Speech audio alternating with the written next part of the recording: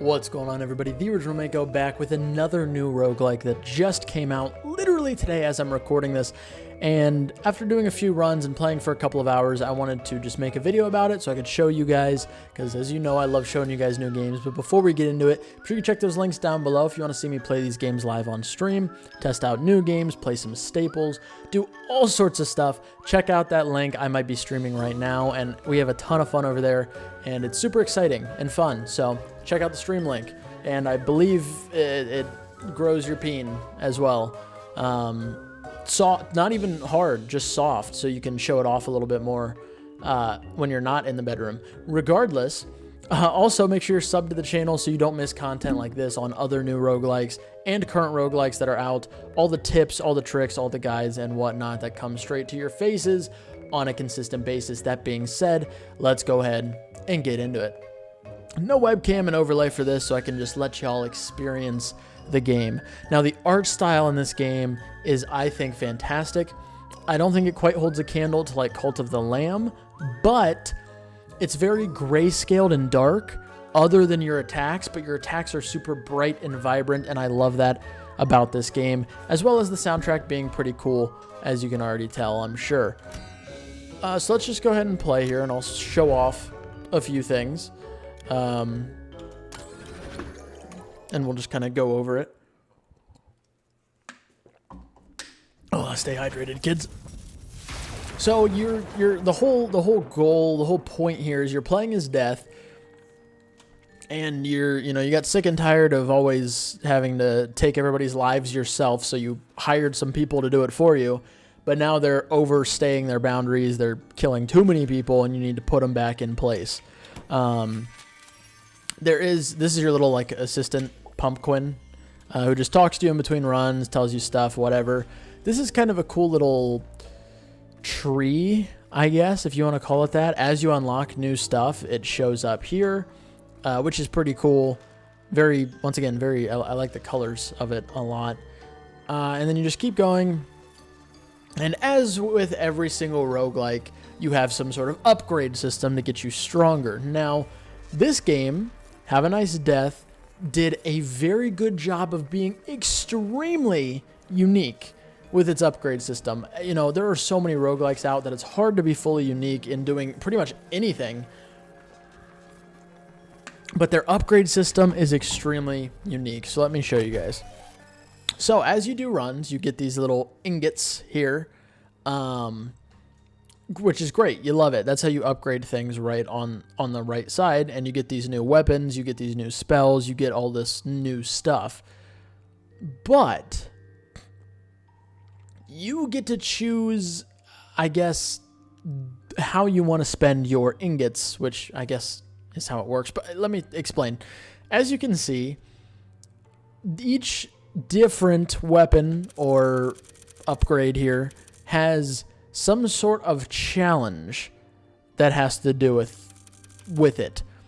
And as you do more things for that challenge, for example, killing enemies with the scythe, the item to unlock becomes more and more discounted. So, right away, like this one, started at 400 ingots, it's now 200 because of the discount. You can keep going and keep getting these discounts until you get to 95%, or if you're like, man, that looks really cool, but killing 250 enemies with a hammer, that's going to take forever. I don't want to wait for the discount. I'm just going to grab it now. You can, which is a really cool and interesting way to do it. And I was just a big fan. I liked that a lot.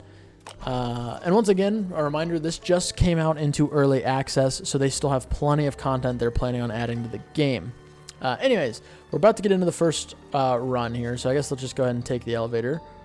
Woo! And once we get to the next area, I'll go over some of the other UI elements that you can see. So obviously, the top bar is health. The bottom bar is your mana, or stamina, I guess. Mana, I guess, is the better word for it. That's what they use in the game.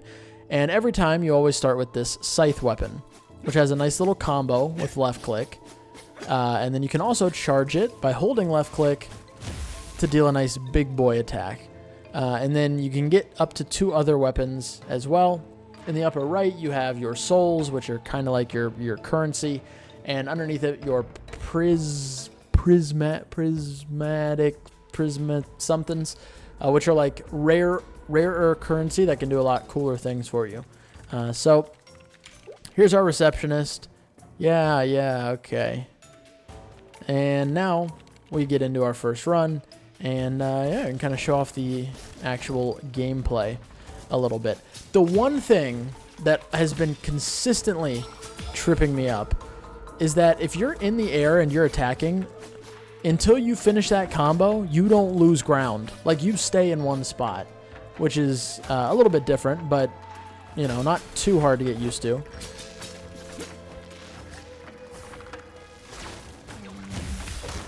And also, your character has a nice little dash with shift. You just dash through something. You do have iframes on the dash, so a good way to help time your attacks a little bit. Oh, God. These little floating books are the most annoying thing. All right. Oh, and right above the scythe, you can see these 3 little dots up there. Those are little healing things that you can get throughout the run. Now, healing in this game is extremely scarce. Like, you basically want to try to avoid using it at all costs. Plus, it doesn't even, like, fully heal you. It just heals your injuries, which I'll explain in a second. Anyways, as you go through your different floors, you can see this last floor here is a boss fight. But as you're going through, you can pick where you go next, like any roguelike. Equipment storage means if we go here, we're going to get a new weapon. Hazardous floor means it could be a new weapon. It could be souls. It could be the prismatic things I showed you guys. And a few other options that I will show you if we get to see them. But for now, I want to get a new weapon so I can show you guys what getting a new weapon looks like in the game. But we got the nice elevator music. So yeah, these heals don't come around often. And as you see our health bar drop, like right now, we can't heal this 2 health with a normal healing item. We would need like a coffee or something from the shop. But you'll see some of our health is like grayed out. Those are considered like injuries. And that's what you can heal with your healing items. So kind of a cool way to do it. Once again, like that's a coffee that will just straight up. Oh no, it doesn't actually heal us. Oh, so you can only heal injuries. Anyways, it's a good way to make it so you can't just bank on healing throughout the entire game. Like, you actually have to play pretty well, which is good. It's a nice, satisfying feeling like, oh, I didn't win this run because I healed 50 times. I won the run because I played really well. So yeah, you can see part of our health is grayed out. That's all that we can heal right now. Oh, and if you haven't noticed yet, somehow, there is, oh God, a little purple, or I guess purple pinkish thing filling up right here, which is not a weapon spot, so you can't like have anything there. But once it's full, you can use, I guess, what you would kind of call an ultimate ability. And every single weapon, at least that I've used so far, has its own unique ultimate that goes along with it. So the scythe one is pretty good. Ooh, every weapon has a chance to crit. Yes, please. So I'll show you guys that one if we get into another bigger fight here. It'd be kind of a waste to use it on a single enemy. But now we have a new weapon. So it's in our right click slot. So once again, as you can see, if we go to our little area here, we now have a pull sword, which, you know, it gives you the stats on it, like how much damage it does, what the cooldown is, and any extra bonuses that you get. So this one has 25 damage, but after you use it, you have a 2.4 second cooldown before you can use it again. And you also get a chance, every weapon has a chance now to crit. It's also a green weapon, which is, you know, there are different rarities. I believe green, blue, purple, orange, or maybe just green, purple, and orange. I don't know if I've seen a blue. Maybe I have, maybe I haven't. But different rarities, from what I've seen so far, do equate to different, like the legendaries. The oranges are significantly more powerful than the others. So this one is a mini boss. This one's a random floor. Let's just go ahead and random floor. We'll try to get to the final boss as kind of our last hoorah for this run, as I'm showing you guys stuff here. So we'll just see what we get from the random floor here. Hopefully we get a big fight where I can use this ult and not feel like I wasted it.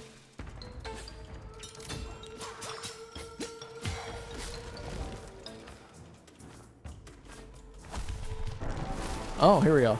So, you hold down Q and you press whatever button that weapon is associated with. And in that example, you just scythe literally half the room, if not more than half the room. And yeah, it's very, very good for clearing out waves of enemies.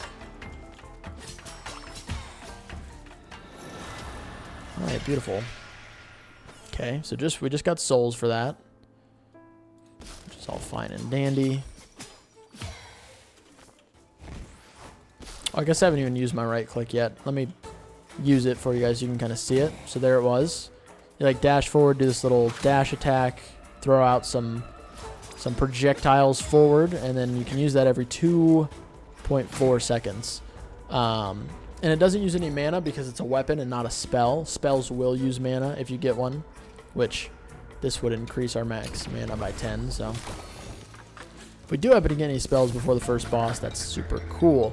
This guy, this little coffin fella, will give you curses, which are permanent upgrades throughout the run that you can get that have a ton of different effects and are, once again, just very roguelike for how you would normally play. So there's 3 different categories here. Blue seems to be defense, red seems to be like some sort of attack, and green seems to be like mana health type stuff. So counterparty is after we get hit, we deal more damage. After we get hit, we reduce incoming damage. For every attack suffered, this happens, which I think is actually really good. So we're going to take the anger leads to hatred. And now if we go to like, or I guess we go tab here. And we go here, we can see our little curse tree. And it'll show you which ones you have. You can go all in one tree, into a different tree, spread it out, you know, whatever you get. Now, some curses will have penalties associated with them, which, you know, obviously can be high risk, high reward type situations, but a good way to help you try to weigh the cost benefit analysis type stuff here.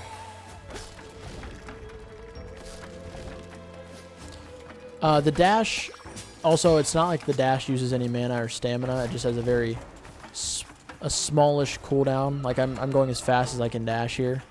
So you can use it pretty often, which is nice. Oh, perfect. This is a spell. So now I can kind of show you guys when we use a spell. For example, this one, it's 15 damage. It uses 15 mana, but this one actually does not have a cooldown. So we can use it as long as we have mana. And now we don't have mana, so we can't use it. I've actually never seen this thing's ult. I kind of want to test it here. So... oh, that's the pull swords. Okay, so the pull sword seems like it can do a lot of single target damage with the ult. Oh, okay. I still don't really know what vault. So the shop is obviously where you can go to buy items with your souls. I don't remember what the vault is at all. So we're gonna go to the shop.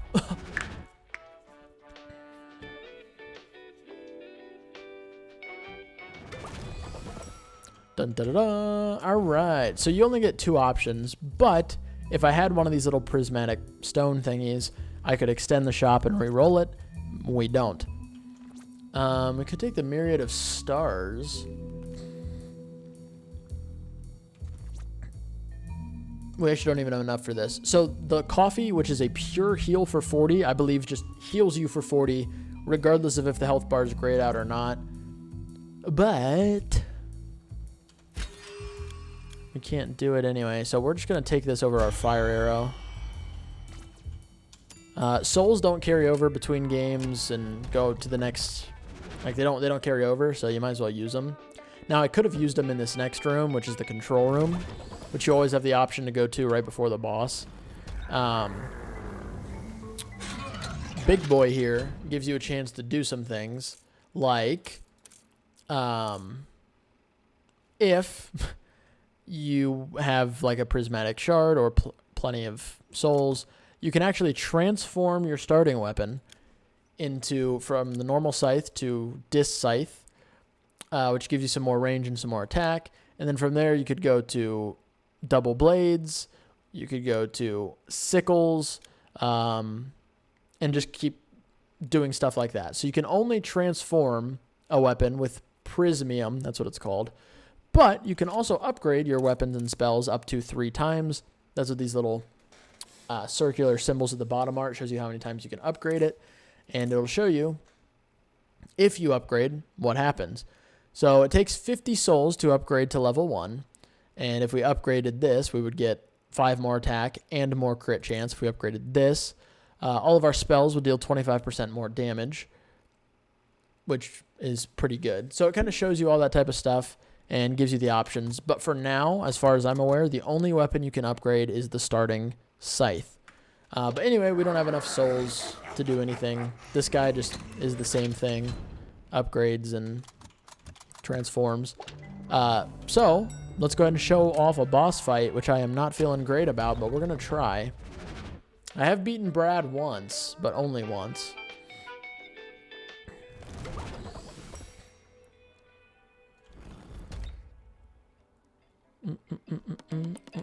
Hello, Brad. We meet again.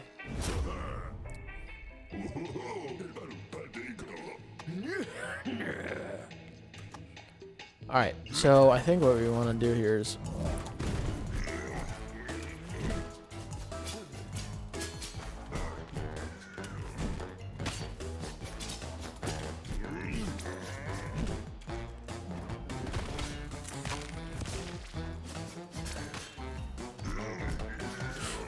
Oh.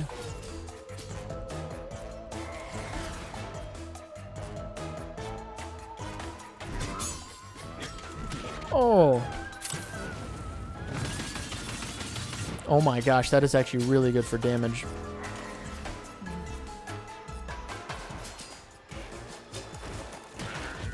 Okay, just dodge these, beautiful.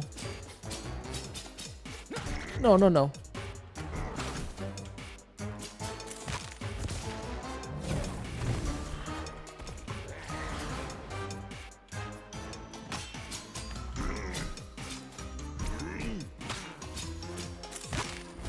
No, we actually got really close.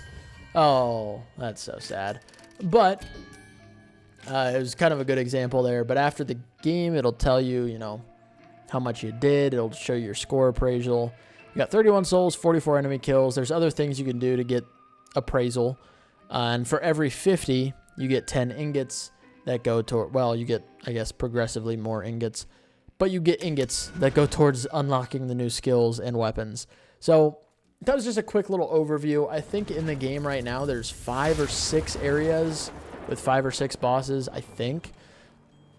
Not 100% sure, but they're planning on adding more. They've already actually talked about a little bit of a roadmap, which I might do a separate video on. But this is it. This was a quick example of the game and my thoughts so far. So let me know what you think down below. Let me know if you've played it, how you like it so far. I'm going to be excited to make some guides and whatnot to different weapons and bosses and stuff when I get some more experience in the game. But yeah, let me know what you guys think. Thank you all for watching. I really do appreciate it. Hopefully you all have a wonderful rest of your day. Love each and every one of your faces, and I will catch you all in the next video.